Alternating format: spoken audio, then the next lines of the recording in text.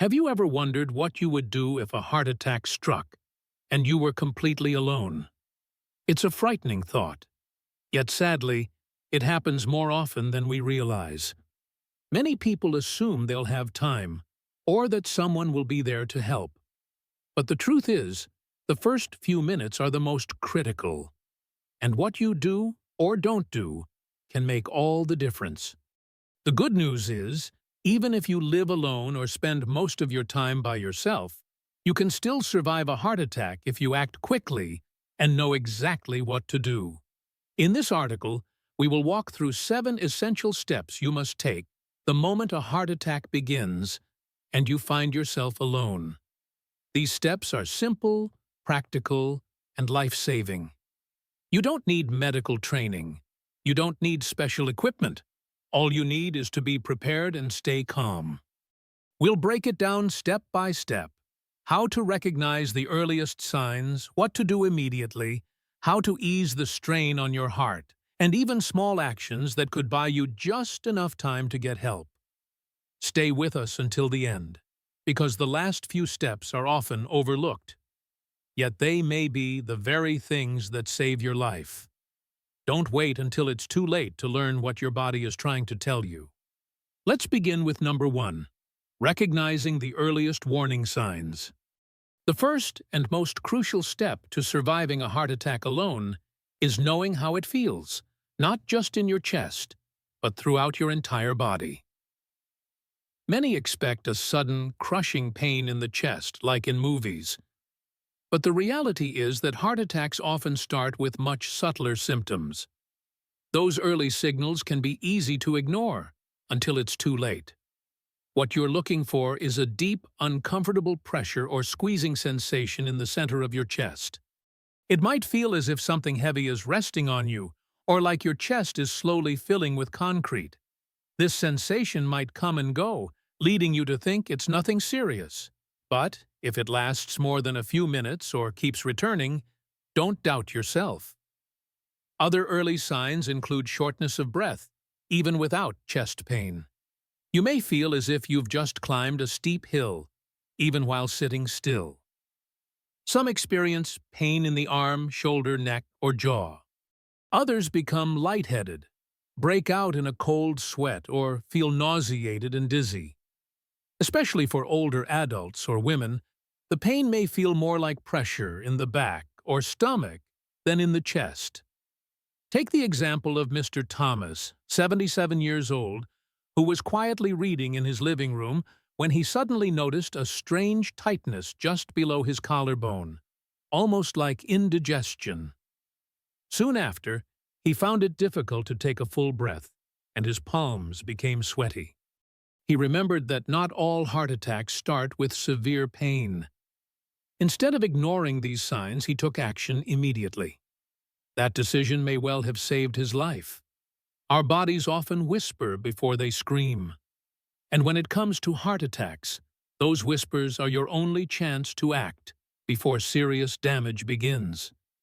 If you wait for the classic dramatic clutching of the chest moment, it might already be too late. So the next time something feels off, especially a combination of pressure, shortness of breath, or unusual fatigue, stop what you're doing. Don't try to tough it out. Don't convince yourself it's just indigestion. Recognizing these warning signs is your first shot at survival. Treat them seriously, even if they seem small. Your life may depend on it. Number 2, calling emergency services immediately. As soon as you suspect that a heart attack might be starting, the very next thing you must do, without any hesitation, is call emergency services right away. Don't wait to see if the symptoms go away. Don't try to drive yourself, and don't assume you're overreacting. Calling emergency responders isn't just the fastest way to get help. It's the most effective thing you can do to stay alive. A heart attack is not something you can simply walk off. Every minute counts. The longer your heart muscle is deprived of oxygen, the more severe the damage becomes. But when you call for help, trained professionals are already on their way, bringing with them the equipment, medication, and expertise needed to keep you alive if your heart stops en route to the hospital. Moreover, if your symptoms worsen quickly, as they often do, you may soon be unable to help yourself. That's why trying to drive yourself is one of the most dangerous choices anyone can make. You could lose consciousness, cause an accident, or delay your own treatment. Let the professionals come to you. Consider what happened to Mrs. Eleanor, 79 years old. She noticed an odd ache in her left shoulder, followed by waves of nausea and cold sweat. At first, she thought about calling her daughter, but then recalled a nurse once advising her, "If you're alone and think you might be having a heart attack, call emergency services first. Talk to your family later." She took that advice and called immediately. By the time the ambulance arrived, her symptoms had worsened, but the team was prepared. They stabilized her on the spot. That single phone call saved her life. You don't need to be absolutely certain you're having a heart attack to call for help. The dispatcher won't be upset if it turns out to be something else. In fact, they'd much rather send help you didn't need than miss a chance to save your life. Keep your phone somewhere easy to reach, especially if you live alone. If symptoms start and you can't speak clearly, use the emergency call feature on your phone. Many phones offer a shortcut to call emergency services even when locked. Learn where that is and be ready to use it. If you're watching this and finding these tips helpful, please type number 2 in the comments below to let me know you're here. And if you haven't subscribed yet, I encourage you to subscribe and hit the notification bell so you don't miss any future videos. Your support allows us to keep sharing important life-saving information. Now, moving on to number 3. Chewing an aspirin slowly and calmly. After calling emergency services, one of the most powerful things you can do is simple. Chew an aspirin. Not swallow it whole. Chew it slowly, even if your hands are trembling. If you have access to a standard 325 milligram aspirin and you're not allergic or taking blood thinners that would prevent its use, this small step can greatly improve your chances of surviving a heart attack. Aspirin works by thinning your blood. It helps slow or stop the growth of a clot that may be blocking one of your coronary arteries, the very cause of the heart attack. By chewing the tablet instead of swallowing it whole, aspirin gets into your bloodstream faster. Research has shown that this can buy valuable minutes, sometimes enough to partially restore blood flow before help arrives. It's best not to take aspirin on an empty stomach unless absolutely necessary, but in a heart attack, the risk of clotting far outweighs this concern. Also, avoid coated or delayed-release aspirin if possible. But if that's all you have, chew it anyway. The goal is for the aspirin to act as quickly as possible. Let me share the story of Mr. Harold, 73. One morning, he felt a tightening sensation spreading from his chest to his neck. Remembering he had a bottle of aspirin in the kitchen, he sat down and chewed one while waiting for paramedics. Later, his cardiologist told him that this simple act likely reduced the damage to his heart muscle. That little pill helped keep things from getting worse. If you live alone, make sure aspirin is easy to access. Store some in your nightstand, kitchen drawer, or even your wallet. Check that it hasn't expired, and let your loved ones know where you keep it in case they need to assist you someday. This small act may seem simple, but it's grounded in science and practiced worldwide by emergency responders. Chewing aspirin at the onset of a heart attack is not just a helpful tip. It's a proven intervention. And in those critical first minutes, it could be the difference between walking out of the hospital or never making it there at all. Number 4. Sitting or lying down to protect your heart. Once you've called for help and taken aspirin, the next step is simple, but absolutely crucial. Stop moving. Sit or lie down in the safest, most comfortable position you can find. This is not the time to pace around or gather belongings unless absolutely necessary. Every extra movement adds strain to your heart, which is already struggling to get enough oxygen. Ideally, you want to sit with your back supported, feet flat on the floor, and arms resting loosely by your sides. This position helps reduce the workload on your heart while you wait for emergency responders. If you start feeling faint or lightheaded, lie down on your side with your head slightly elevated, and don't try to push through the discomfort. While that attitude might have served you well in other parts of life, in this moment, it's a risk you can't afford to take. Many people feel embarrassed calling for help, and then just sitting still doing nothing. But don't be mistaken. Doing nothing is doing something. It gives your heart a chance to stabilize, slows your breathing, and helps conserve your body's already limited oxygen supply. Take the story of Margaret, 83, who felt a heavy pressure spreading across her chest. Her first thought was to tidy up the living room and compose herself. But she remembered what her doctor once said: "If you think it might be your heart, sit down. Everything else can wait." She settled into her favorite armchair and waited for help. Later, she learned that this stillness likely prevented her symptoms from escalating into a full cardiac arrest. So, if you ever notice those symptoms creeping in, pressure, shortness of breath, dizziness, don't try to finish what you're doing. Stop where you are, or move as little as possible to a safe spot. Sit or lie still, breathe slowly, and let your body focus on one thing only: surviving. Here's a simple but often overlooked tip. If you're sitting in a chair without armrests, don't slump down. Keep your spine supported and your breathing open. The more relaxed and upright your posture, the less effort your heart has to make. If you're still watching and finding this advice useful, please comment number 4 below to let me know you're here. And if you haven't subscribed yet, I encourage you to subscribe and turn on notifications so you won't miss future videos. Your support helps us continue creating content that informs and inspires.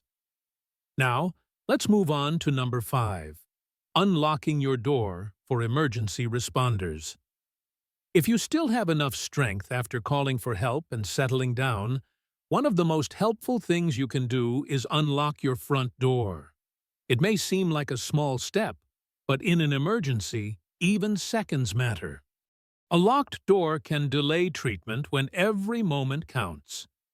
Paramedics are trained to force entry if necessary, of course, but breaking in takes extra time, causes damage, and could startle or even injure you if you're near the entrance. Unlocking the door ahead of time lets them come in quickly and begin care immediately. That simple act could save precious minutes your heart may not have. If you live alone, especially in an apartment or gated community, consider these logistics before a crisis happens. Is your door easy to open from the inside? Is your address clearly visible? Do you have a spare key that someone you trust can access? These details might seem trivial until they become urgent.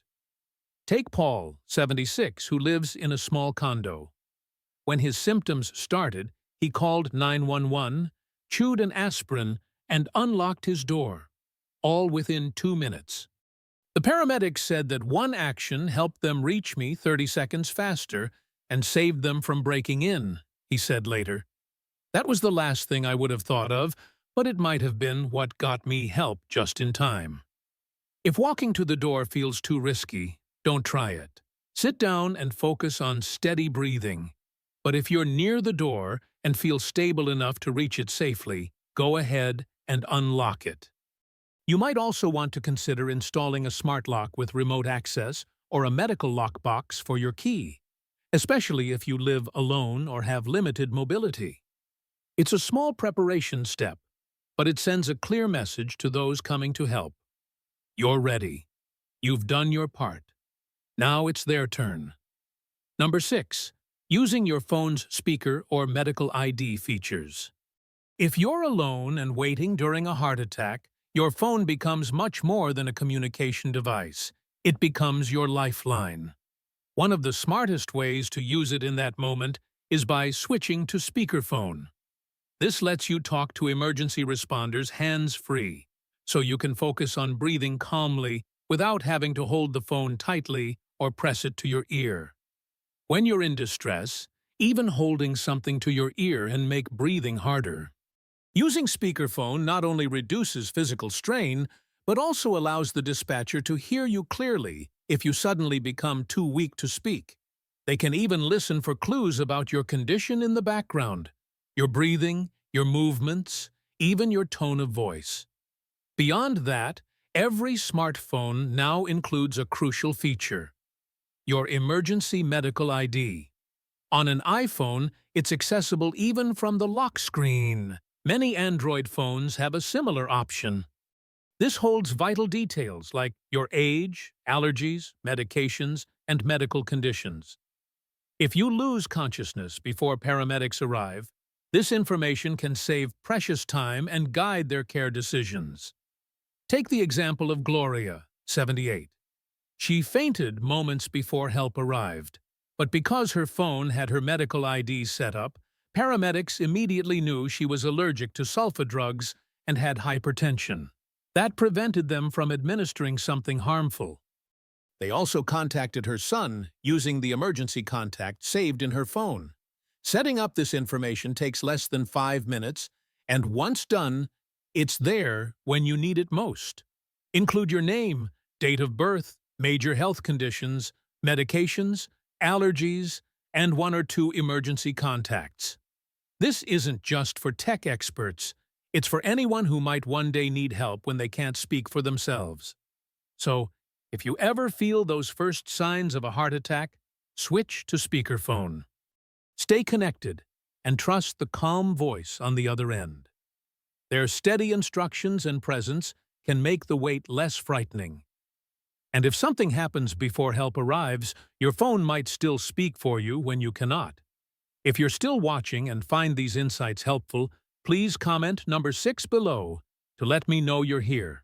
And if you haven't subscribed yet, I encourage you to subscribe and turn on notifications so you don't miss any future videos. Your support helps us keep creating content to inform and inspire you. Now, let's move on to number 7, slowing your breath to steady your heart. During a heart attack, panic can quickly take over. Your chest tightens, your thoughts race, and every second feels unbearably loud. But there's one final tool you still have: your breath. If used well, it can calm your nervous system enough to give your heart a better chance to stay steady. Controlled breathing won't cure the heart attack, but it can prevent your body from spiraling into full shock while you wait for help. The more anxious you get, the faster your heart may beat. Slowing your breath gently pulls that rhythm back down. You don't need a special technique. Just try this simple method. Inhale slowly through your nose for about 4 seconds, hold briefly, then exhale gently through your mouth for 6 seconds. Repeat. Focus only on this rhythm. It gives your body a steady anchor and can help prevent dangerous heart rhythm disturbances triggered by stress. Consider Harold, 82. When his pain hit, he felt overwhelmed by fear. But he remembered a breathing exercise his doctor taught him during a recent checkup. He focused on each breath, stayed still, and released his panic. By the time paramedics arrived, his heart was unstable but hadn't gone into full arrest. "I kept telling myself, stay calm, stay alive," he said later. You can practice this breathing anytime, when resting, anxious, or even watching TV. The more familiar it feels, the more naturally your body will return to it when it really counts. Your breath won't fix blocked arteries, but it can buy you time. It keeps oxygen flowing and helps your heart hold on. And sometimes, in those final moments before help arrives, that's the only edge you need. Stay still. Stay alive. Final thoughts. At the end of the day, surviving a heart attack alone isn't about luck. It's about preparation, awareness, and calm, deliberate action. These 7 steps may seem simple individually, but together they create a powerful chain that can save your life. Recognize the warning signs. Call for help immediately. Take aspirin if you can. Sit or lie down to conserve your strength. Make it easier for help to reach you. Use your phone's features wisely, and slow your breathing to steady your heart. Each of these actions buys you precious time. Each gives you a little more control, and each reminds you of something crucial. Even when you are alone, you are not powerless. Heart attacks can feel like the loneliest, most terrifying kind of solitude. But these steps remind you that you're never truly helpless, not even for a moment. You have tools, you have knowledge, and now you have a plan. Take a moment to reflect. What stood out most to you today? Was there a step you hadn't thought of before, or one you now understand in a new way? Think about how you can apply this in your life, and maybe even share it with someone you care about. It might not just save your life, it could save theirs too. Thank you for spending time with us today. We'd love to hear from you. Leave a comment below sharing one thing you learned and how you plan to use it. Your thoughts mean a lot to us, so don't hesitate to share. Reading your comments inspires and motivates us to keep creating valuable content.